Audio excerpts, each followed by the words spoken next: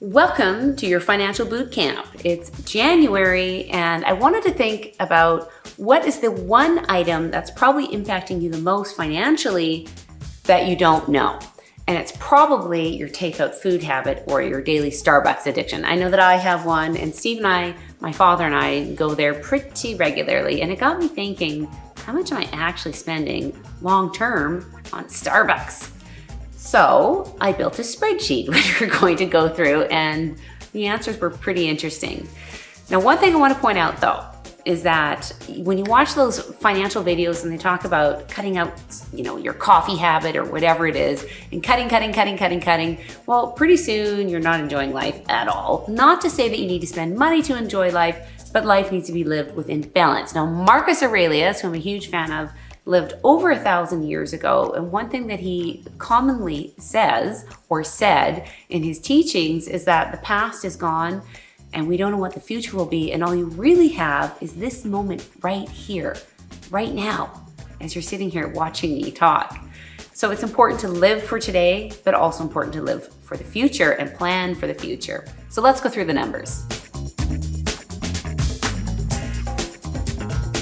All right, now we get to the exciting part where we go through my spreadsheet. So I'm gonna bring up a spreadsheet here, which I built. Now the assumption, and I'm picking on Starbucks here, is that you're spending around $20 a day on either takeout food or that coffee. If you have a couple trips a day to the grocery store or that sandwich shop down the road, it's actually not that hard to do. So let's make an assumption you're spending $20 a day, 5 days a week. That's $100 a week that you're spending on takeout food or coffee. Yearly, if we take 52 weeks a year, it's $5,200 a year. Now, let's assume instead that you put that into your investment account using a 5% rate of return, an 8% rate of return, and a 10% rate of return. And then we extrapolate that very simply over a 10-year period. What you end up with, if you have a very conservative approach, assuming you made 5%, is basically $70,000. If you had making 8%, it's around $81,000.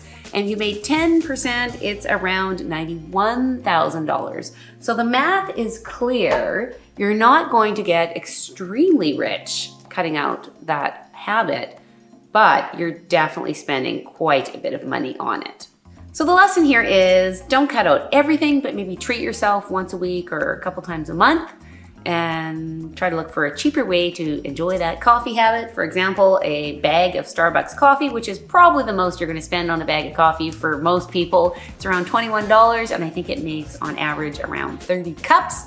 It's obviously a lot cheaper than going to takeout daily. Remember, all things within reason, and your best bet is to work with a wealth management advisor. We can build you a financial plan to achieve those goals that you have for the future. I'm Anna Hilberry. Thank you so much for listening.